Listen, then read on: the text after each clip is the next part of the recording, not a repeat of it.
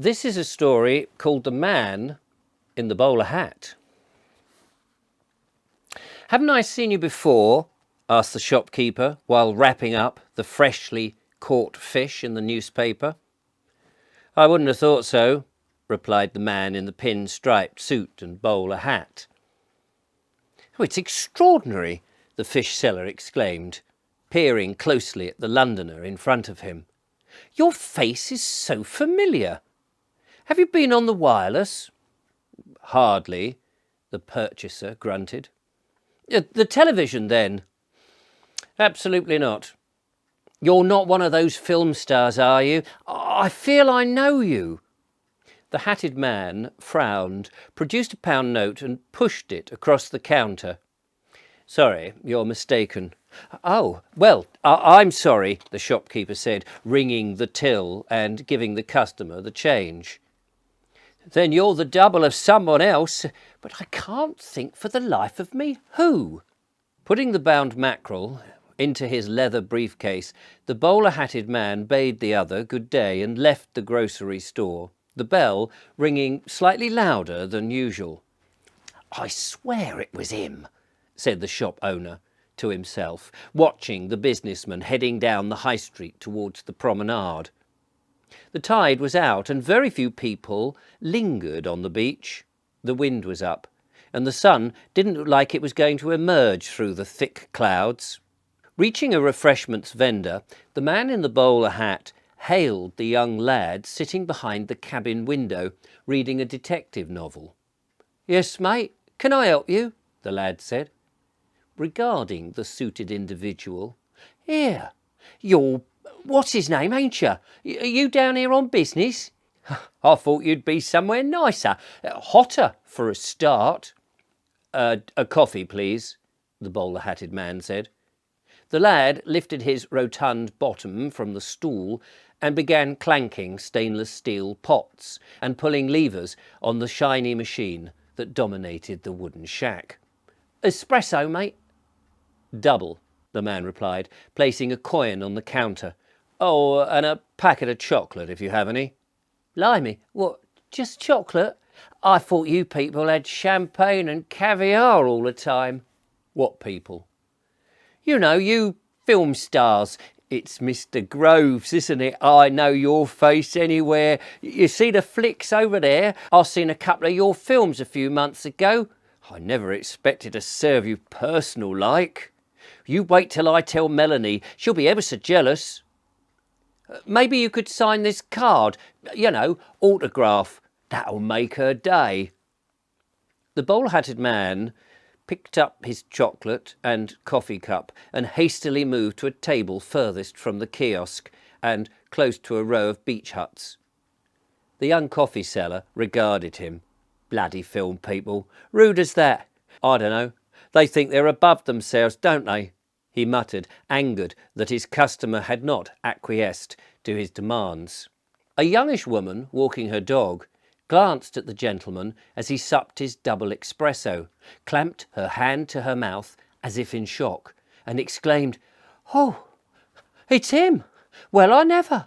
And pulling at the lead, she hurried off, away from the promenade and up the high street, to save her blushes. A little later, the door of the Seaview Terraced boarding house opened, and a short, middle-aged woman, hair still in curlers and a cigarette hanging limply from a corner of her mouth, regarded the smartly dressed out-of-towner standing on the threshold with some curiosity. "Want a room, ducky?" The man removed his bowler hat before replying. Yes, please, just for the night." The woman looked disappointed. "I don't normally do single-nighters. Not enough in it, you see. But you're lucky, ducky. End of season, and it's dead." She opened the door wider and stepped aside, gesturing for the man to enter.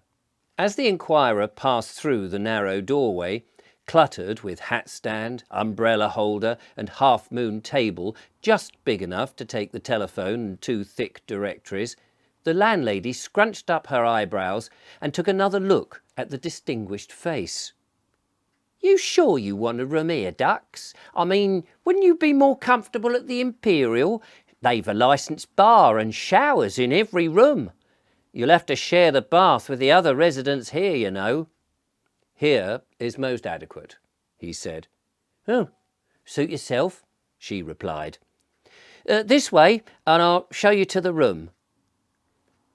There was only 2 stories, and the room on offer was a box room at the top of the second flight of stairs.